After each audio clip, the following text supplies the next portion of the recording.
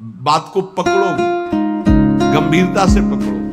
तुम प्रभु के अंश हो, प्रकृति के आश्रय से तुम्हें चैन नहीं मिल सकता, शांति नहीं मिल सकती, अमर पद नहीं मिल सकता। तुम भटकते रहोगे, क्लेशित होते रहोगे, भयभीत होते रहोगे। भटकना जन्म मरण। भगवान के एकमात्र आश्रय से तुम्हें विश्राम मिलेगा और कहीं नहीं। जैसे गोस्वामी जी कहते, पायो परम विश्राम, राम समान प्रभु नाही कहूं। लेकिन कोई भगवान का आश्रय लेना नहीं चाहता, रुपया का आश्रय लेना चाहता है। वस्तु का बल, पद का बल, परिवार का बल, देह का बल, समाज का बल। तब तक भगवान के दर्शन हो जाएं, लोग बातें बनाते समझते नहीं। अरे द्रौपदी जी अवतार हैं, द्रौपदी जी कोई जन्म नहीं लिए, अवतार हैं, शक्ति का अवतार हैं, यज्ञ कुंड से प्रकट हुई। लेकिन आश्रय दृढ़ तब हुआ इस घटना के बाद, चीरहरण घटना के बाद। नहीं, पांडवों का आश्रय था, सभा का आश्रय था, अपना बल का आश्रय था, दांत का आश्रय लिया। जब सब छूट गया तो गोविंद द्वारिकावासी। ये चीज समझने, कल कुछ संत भगवान आए थे, उनसे यही चर्चा हुई। आश्रय तत्व पर दृष्टि रखो। कहां आश्रय है तुम्हारा? अंदर से देखो, अभी भगवत प्राप्त हो जाओगे। बिगड़ी जन्म अनेक की, अब ही सुधरे आज, आज अभी होई राम को। आश्रय राम का, आश्रय हरि का, आश्रय प्रभु का। किसका आश्रय? सूरदास जी महाराज कह रहे, अपबल, तपबल और बाहुबल, चौथो बल है दाम। किसका आश्रय इनमें से? अपना बल, तपस्या का बल, दाम का बल, विद्या का बल। किसका बल है? बोले सब बल कहां जागृत होता है? बोले हारे को हरे नाम। जो भगवान के आश्रित हो गया, नाम के आश्रित हो गया। ये जितने आश्रय ये टिकाऊ नहीं है, प्रत्युत ये तुम्हें भ्रमित करके तुम्हारे समय को नष्ट करने वाले हैं।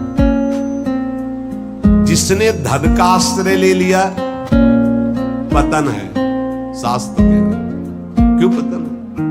खूब बल आ जाता है अंदर, क्योंकि गलत आश्रय लिया ना धन का, अब वो मत वाला हो जाता है। शराब पीना, मांस खाना, व्यभिचार करना, ये उद्दंडता ही उद्दंडता आने लगती है।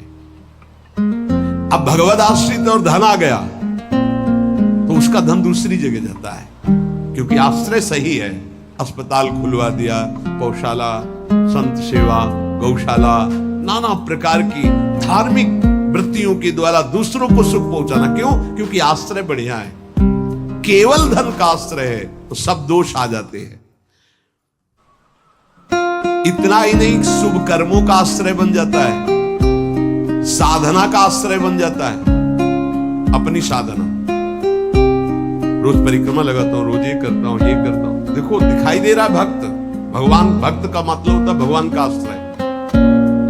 अब वो ये जो सत साधनाएं हैं, असत नहीं है, पर इनका जो आश्रय हो गया वो डायरेक्ट भगवान के आश्रय से हट। अब हमारी टांगे मजबूत हैं तो हम परिक्रमा लगा रहे हैं, कल टांग टूट गई तो आश्रय भगवान का, उनके आश्रय से भगवत प्राप्ति होगी, कोई इनके आश्रय से थोड़ी। लेकिन अगर वो आश्रय लिया है तो फिर लगेगा हमसे कोई साधना ही नहीं हो रही, आप असंतुष्ट हो जाएंगे। एकमात्र भगवान का आश्रय। तभी कह रहे बिगड़ी जन्म अनेक की, अब ही सुधरे आज, अभी इसी क्षण सुधार हो जाएगा, अभी इसी क्षण बात बन जाएगी। अनेक जन्मों की बिगड़ी क्या? आश्रय केवल प्रभु का, मामुपाश्रिता। भगवत प्राप्ति की साधना का भी आश्रय, ध्यान दे, ये बड़ा सूक्ष्म आश्रय केवल प्रियालाल का। साधना बन रही बढ़िया, कल साधना ना बने, ऐसे रोग हो जाए, ऐसी शरीर की स्थिति हो जाए, ऐसी मना स्थिति हो जाए तो हमें भगवत प्राप्ति नहीं होगी क्या? होगी। बोले क्यों होगी? तुमसे कोई साधन तो बनता नहीं। बोले हमने साधन का आश्रय नहीं लिया, हमने तो प्रियाजू का आश्रय लिया। सर्वेषु साधन वरेषु चिरम निराशा। बात समझना, ये आंतरिक है, आध्यात्मिक। भरोसा केवल प्रभु का, आश्रय केवल प्रभु का, इसी से भगवत प्राप्ति होती है। पूर्व में जब प्रथम बोलना शुरू हुआ था मुरारी से, उनसे यही आश्रय तत्व पर केवल चर्चा होती थी। आश्रय को समझिए। अगर आश्रय साधन का तो भोग साधन का होता है, साधन सुख का भोग होता है। इसीलिए यह गुण साधनते नहीं, बड़ा सूक्ष्म है। अब जैसे अल्पज्ञ साधक है तो सोचता है कि फिर तो साधना ही नहीं करनी चाहिए। तो अभी तक आप कर रहे थे क्या? आपसे करवा रहे थे जिनके आश्रित हो। ऐसे भाव में आओ। साधन हो रहा है, प्रभु को समर्पित हो रहा है। नहीं हो रहा है तो हम तो प्रभु को समर्पित ही हैं। हमारी भगवत प्राप्ति तो पक्की है। भाई ये समझ आनी बहुत कठिन हो जाती है। हम परिक्रमा लगाया है तो कह सकते हैं कि हम भगवत प्राप्ति कर सकते हैं, क्योंकि साधन का भरोसा है। अगर नहीं लगा पाए तो हमारे भरोसा में कमी हो जाएगी। आप आखिरी बात समझ लीजिए, यदि आपने अंदर से आश्रय हमारे प्रियालाल का ले लिया और कुछ नहीं बन रहा तो भगवत प्राप्ति। हमारी बात समझ लेना, ये हम बहुत समझी सोची हुई बात कर रहे हैं। आश्रय आपका कहां है? एक क्षण के आश्रय को प्रभु बहुत बड़ा मान लेते। ध्यान रखना, जब बाली जी का भगवान ने प्रहार करके वध किया तो आखिरी श्वासें बाली जी की भगवदाकार थी, पर भगवान से बड़ा छुपा के वचन बोले। हृदय प्रीति मुख वचन कठोरा। भगवान की तरफ देखकर कहा, मैं बैरी सुग्रीव प्यारा, कारण कौन नाथ मुहि मारा। हम दोनों भाई हैं, हमें अपने भाई की हर चेष्टा को पता है। जैसा मैं वैसा मेरा भाई। बहुत बड़ा भजनानंदी नहीं, हम जानते हैं, बचपन से साथी है। मैंने कभी आपका विरोध नहीं किया। आपने मारा क्यों? तो सूक्ष्म भगवान, तुम ये जानते थे कि सुग्रीव मेरे आश्रित हो गया है? अरे अभिमानी, मेरे आश्रित का वैरी मेरा वैरी होता है। तो कितने दिनों के आश्रित हुए थे सुग्रीव? कोई माला चलाई थी, ध्यान किया था, तपस्या की थी, और निष्काम आश्रय नहीं था, सकाम आश्रय था। बाली मारा जाएगा, मैं किष्किंधा का राजा बनूंगा। और जब राजा बन गए, महाराज जी राम जी प्रवर्षण पर्वत पर रहे, एक दिन भी दंडवत करने न दिन में गए न शाम के गए, 4 महीना नहीं गए। फिर वहां से भयभीत वाले वचन जब भगवान लक्ष्मण जी को कि जाके बोल दो कि जो बाली को वही बाण तूड़ीर में है उसमें, तब आके दंडवत। नाथ विषय हरि लीने से क्या ना। हम आपको बात बता रहे हैं प्रमाण सहित। भगवान ने जो वचन कहे उस बहुत मानने और समझने वाले। तुम जानते थे कि सुग्रीव मेरे आश्रित हो गया। अरे अभिमानी, तुम मारना चाहता मेरे आश्रित। मेरे आश्रित का वैरी मेरा वैरी, मेरे आश्रित का मित्र मेरा मित्र, इसलिए मैंने तुम्हें मारा। फिर वो आगे की जो बात अनुज बधु भगनी व्यवहारिक की बात कही, आंतरिक बात कही। मेरा शरणागत, मेरे आश्रित। अन्य आश्रय टिकाऊ नहीं है, पहले दिमाग में रख लो। यहां तक कि साधना का आश्रय भी। इसीलिए सर्वेषु साधन वरेषु चिरम निराशा। साधना का आश्रय साधन का भोग करवाने लगता है। साधन का भोग क्या होता है? एक अहम में सुख। दिन में 3 परिक्रमा लगाता हूं वृंदावन की। वो अहम में जो आश्रय बैठ गया साधना का, ये अहम भोग कर रहा है उसका। 3 लग गई तो कोई बात नहीं, 3 दिन नहीं लगी तो कोई बात नहीं। उन्हीं के तो आश्रित। मान लो कोई ऐसी शरीर की अव्यवस्था, प्रमाद नहीं होती, प्रमाद नहीं होता भक्तों में। आश्रय हमारा प्रभु का, जैसी उनकी रुचि हो वैसा चलावे। बहुत बढ़िया साधन बन गया तो हमें कोई हर्ष नहीं है, और कोई साधन नहीं हुआ तो हमें कोई शोक नहीं है। ये स्थिति समझना बड़ा कठिन है। जब तक उपासक भगवान के आश्रित नहीं होता, तब तक वो किसी न किसी पराधीनता को स्वीकार करता रहता है, और इसीलिए उसका दुख नहीं मिटता। अन्य आश्रय परिणाम दुख। ध्यान रखना, प्रभु के सिवा अन्य आश्रय बराबर दुख। प्रभु का आश्रय बराबर सुख दुख की निशानी नहीं। संसार में प्रगट आश्रय भोगों का, शरीरों का, पदों का, धन का बड़ा आकर्षण है। स्त्री का आश्रय, पुत्र का आश्रय, मकान का आश्रय, बड़े बड़े आश्रय हैं अंदर। जब तक ये आकर्षण रहेगा तब तक भगवान में आकर्षण नहीं होता। वो अंदर सब आकर्षण में वही कृष्ण का है। भगवान का आश्रय होते ही त्रिभुवन की प्रिय से प्रिय वस्तु से राग खत्म हो जाएगा। ये पहचान है, कोई प्रिय नहीं लगेगा। वही प्रिय लग रहे हैं, उनके सिवा वास्तविक आज भी किसी को कोई प्रिय नहीं लगता। अगर वो अंतर ध्यान हो जाए तो उस शरीर को फूंक दिया जाता है, जला दिया जाता है, गाड़ दिया जाता है। क्या ये प्रियता रही? प्रियता तो प्रभु से ही थी। देखो, प्रगट में देखने वाले की दृष्टि में और वर्तमान की स्थिति में बड़ा अंतर हो सकता है। ऐसा नहीं है कि आप जो दृश्य देख रहे हो वो दृश्य वैसा ही हो। आपकी देखने की क्या शैली है? एक बार यही बात अकबर से जब कहा बीरबल ने कि देखी हुई बात गलत हो सकती है, अपना चिंतन जैसा होता है वैसे ही दृश्य दिखाई देता है, उसको भी समझना चाहिए, ना कि जो हमें दिखाई दे रहा है वही सत्य है। ऐसा कैसे हो सकता है? जब हम देख रहे हैं तो सत्य क्यों नहीं हो? तो कभी ऐसा आपके सामने प्रश्न आवे तो बताना, फिर हम आपको उत्तर देंगे।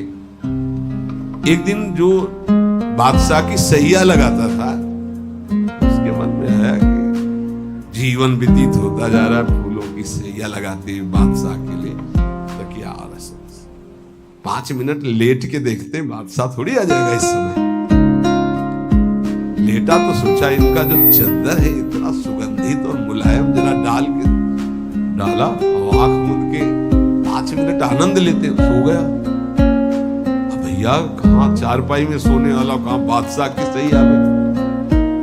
और दरबार में उनको विलंब था, जो उनकी पत्नी थी वो वहां गई। आज महाराज बिना कुछ खाए पिए बात किए, हमें लगता कोई सीरियस मैटर रहा होगा, थकित होकर के सो गए। पार्श्व में वो सो गए। बादशाह आया तो देखा मेरी सैया में कोई पुरुष और हमारी पत्नी, तलवार खींची। उसने कहा था दृश्य झूठा हो सकता है, उसको बुला के कहते एक दृश्य कहां से झूठा हो सकता है, मैं सत्य देख रहा हूं। बुलाया और कहा कि तुम कहते थे दृश्य झूठा हो सकता है, देखने वाले की क्षमता के अनुसार दृश्य दिखाई दे। मैं देख रहा हूं मेरी पत्नी किसी गैर पुरुष के साथ पड़ी हुई, ये झूठा है? बोले महाराज झूठा भी हो सकता है। झूठा ही है मैं ऐसा नहीं कहता, लेकिन झूठा भी हो सकता है। अब कौन पुरुष है हमें तो पता नहीं, लेकिन आप 2 मिनट खंभे की आड़ में रुकिए। रानी को ऐसे जी बोले आप किसके साथ सो गए? महाराज के साथ। बात नहीं की? बोले थके थे, सो रहे थे इसलिए जगह नहीं, पार्श्व में सो गए। ठीक है आप जाइए, हम महाराज को जगा के ला रहे हैं क्योंकि भोजन नहीं पाया इनको पवाना। हाँ, पर्दा हटाया तो वो फूल भी सारे, वो तो घबरा रहा था एकदम। तो उनका मालिक जान बचा लो, मुझे ऐसा ऐसा आया इसलिए। नहीं तो किसके साथ? हमारे साथ तो कोई नहीं था।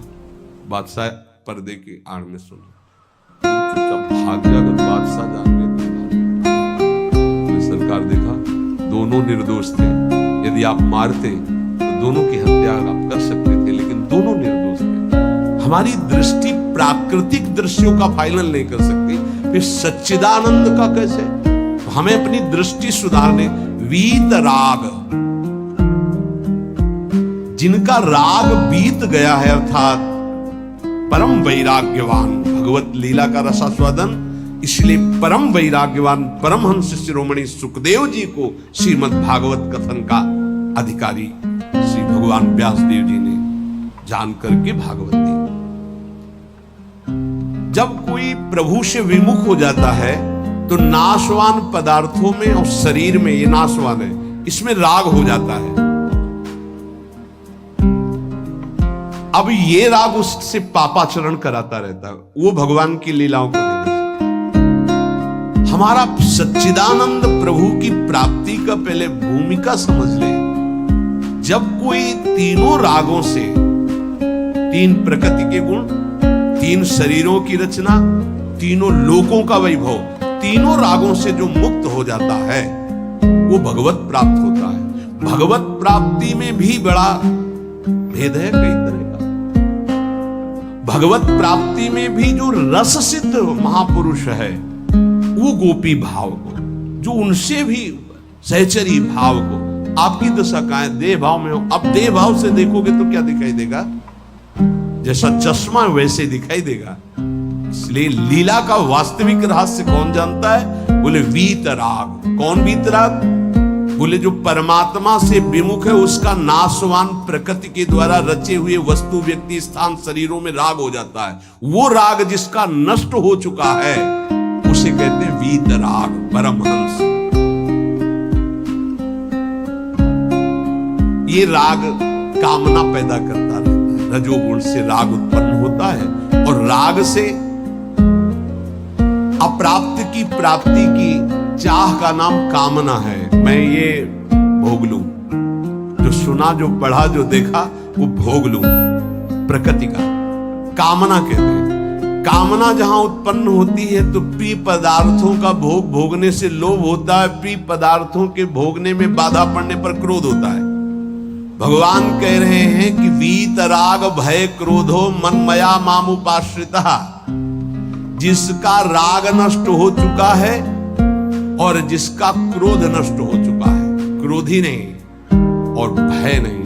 भय, जब तक आप पापाचरण करेंगे तो बिना किसी भय के भी आपको भय लगता रहेगा। ध्यान रखना, हृदयों में देख लेना।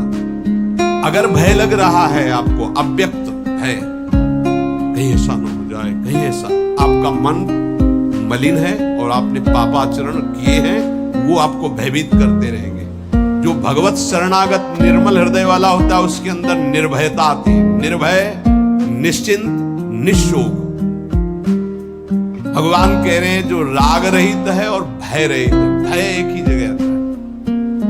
अज्ञान जनित नाशवान शरीरों में राग, भोगों में राग, जिससे पापाचरण, तो ये शरीर न नष्ट हो जाए इस बात का भय बना रहता है। कहीं भोग सामग्री न छूट जाए इस बात का भय बना रहता है। वो एक मन में अव्यक्त भय बना रहता है, वो पापाचरण का फल।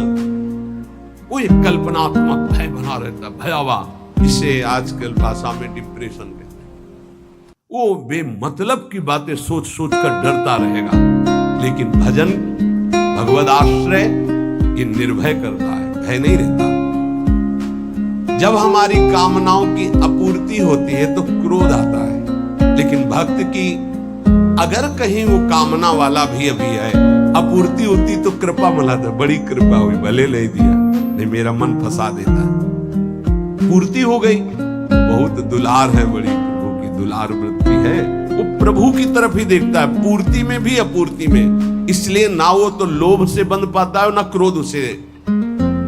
वो तो महान पुरुष होते हैं जिनमें कोई कामना नहीं होती, लेकिन प्रायः कामना से ही भक्ति प्रारंभ होती है। जो हमारा अनिष्ट होने की आशंका बनी रहती है, ये अविद्या, ज्ञान, नाशवान पदार्थ, नाशवान शरीर की प्रियता के कारण। तो भय, क्रोध, लोभ, ममता, ये सबका मूल जो है कामना है, काम है। इसी से दोषों की उत्पत्ति होती है। जब तक ये काम है तब तक भगवान की लीलाओं को तुम कैसे जान सकते हो? कैसे जान सकते हो? जब तक तुम्हारे शरीर से काम क्रीड़ा होती है, तुम्हारे अंदर मन में कामनाएं प्रकट होती है, तब तक तुम भगवान के चरित्रों का रहस्य नहीं जान सकते। क्योंकि भगवान कह रहे मेरे जो चरित्रों को, मेरे कर्म को, जन्म को दिव्य जान जाता है, उसका पुनर्जन्म नहीं होता, तो कौन जान जाता है? तो बोले वीतराग भय क्रोधा। जिनका राग नष्ट हो चुका है, जो निर्भय हो चुके हैं, जिनके हृदय में क्रोध नहीं है, और भगवान कह रहे मनमया मामुपाश्रिता। मनमया, जो मुझ में तल्लीन है, रात दिन नाम जप कर रहे भगवत ध्यान में। माम उपाश्रिता, मेरे ही आश्रित है, मेरा ही चिंतन, मेरा ही आश्रय। अंदर से किसी से कोई राग नहीं है, किसी भी भोग की भोगने की इच्छा नहीं है। उस इच्छा की जब वृत्ति नहीं तो क्रोध और लोभ की संभावना ही नहीं, और जब इच्छा ही नहीं तो पापाचरण नहीं तो भय नहीं होगा। भय केवल पापाचरण से होता है। निर्विकार हृदय कूटस्थ स्वामी थे, हिमालय में भ्रमण कर रहे थे। एक शेर की गर्जना हुई, घुर्राता हुआ सामने आया तो छड़ी ली हुई थी पूज्य पादुड़िया बाबा के। ऐसे छड़ी लगा खड़े हो गए, बोले यार सुन, तेरा आहार अगर ये निश्चित हो चुका है तो तू गुर्रा मत इसे खा ले, अगर आहार नहीं निश्चित हुआ है तो तू जा। वो चला गया। कितने निर्भय कि सिंह के सामने भी एकदम ऐसे, क्यों? क्योंकि वीतराग है, शरीर से राग नष्ट हो चुका है। श्री भगवान कह रहे कि माम उपाश्रिता। देखो बहुत सुंदर बात कह रहे, ध्यान देना। अपने लोगों का स्वभाव है बिना आश्रय के जी नहीं सकते। किसी न किसी का आश्रय, शरीर का आश्रय, रुपए का आश्रय, विपरीत शरीर का आश्रय, पद का आश्रय, विविध भोगों का आश्रय, नशा आदि का आश्रय। बिना आश्रय के जी नहीं सकता है, आप ये समझ लो। ऐसी मान्यता हो चुकी है। और आश्रय अगर ये सब छोड़ दे तो अमर हो जाए। उसको लगता है मैं मर जाऊंगा बिना इसके, वो अमर हो जाए। यही माया का भ्रम। किसी न किसी का आश्रय लिए रहता है, कभी भी वो आश्रय टिकाऊ नहीं है। ध्यान देकर देखिए क्या टिकाऊ है। मनुष्य शरीर टिकाऊ है? नहीं। Bank balance? नहीं। कोई पदार्थ पदवी? नहीं। बहुत ध्यान देने योग्य बात है। परमात्मा के अंश तुम्हारे अंदर जो एक आश्रय लेने की वृत्ति प्रकट हुई है प्रकृति से, यही बंधन है। और इस बंधन को तुम तभी छुड़ा सकते हो जब प्रकृति को जिसने रचा उसका आश्रय ले लो, परमात्मा का, प्रभु का। भगवान का अंश जब तक प्रकृति के कुछ भी आश्रय रखेगा तब तक वो भय, क्रोध, लोभ, राग इनसे पिटता रहेगा। चिंता, शोक, नाना प्रकार की। वीत राग बहुत सुंदर बात है। लीला का निर्विकार स्वरूप अनुभव देखो। अगर गोपी प्रेम में तनिक भी कोई ऐसी बात होती तो परमहंस श्री सुखदेव जी जो लौटकर अपने पिता का मुख नहीं देखा, जब पुकार रहे थे, माता को तो देखा ही नहीं, वो भला ऐसे विलास को कभी गा सकते थे? विचार करो। बृहस्पति शिष्य उद्धव वंदे नंद ब्रज स्त्रीणाम पादरेणु विभीषणसा, अंतिम समय स्तव का गायन करते भीष्म जी उस समय गोपी जनों का चिंतन करते हैं, भगवान की उस लीला विलास का। क्या है ये गोपी प्रेम? कोई ऐसी रहस्यमयी प्रेम वृत्ति है जो बड़े बड़ों को समझ में आने वाली नहीं है। इसलिए गायन करें। गायन से आप रास पंचाध्यायी के फलस्तुति को पढ़िए, उसमें लिखा है ये श्लोक पुरा में याद नहीं, विक्रीडितम ब्रजबधू भीरदम च विष्णु, इस श्लोक में है कि जो श्री कृष्ण की इस रासलीला का जो गोपीजनों के साथ भगवान अद्भुत सुख वर्षा कर रहे हैं, इसका जो गायन करेगा, पाठ करेगा, वो हृदय रोग से रहित हो जाएगा। ये हृदय रोग को निर्मूल करने वाली लीला, अर्थात काम का सर्वनाश करके प्रेम प्रकाशित करना। श्रीमद् चतुरासी जी की फलस्तुति में लिखा है, भवजल निधि को नाव और काम पावक को पानी। काम रूपी अग्नि को शांत करने के लिए लीला जल है। चतुरासी जी का गायन निष्काम करके प्रेम प्रकट करता है। यहां प्रार्थना है, अर्थ की तरफ दृष्टि मत ले जाना। अगर अर्थ कभी आप पढ़ भी ले तो उसको चिंतन में मत आओ, उसको छोड़ दो। जब तक आपकी भाव दशा ठीक नहीं है, अभी आपके अंदर काम आता है, आपके अंदर नाना प्रकार की वासनाएं हैं, आप नहीं समझ पाएंगे। आप उसे प्राकृतिक भाव से अगर देखेंगे तो बात ठीक नहीं, क्योंकि प्रिया प्रीतम सच्चिदानंद में आपकी बुद्धि प्राकृतिक भाव सच्चिदानंद पर आरोपित करना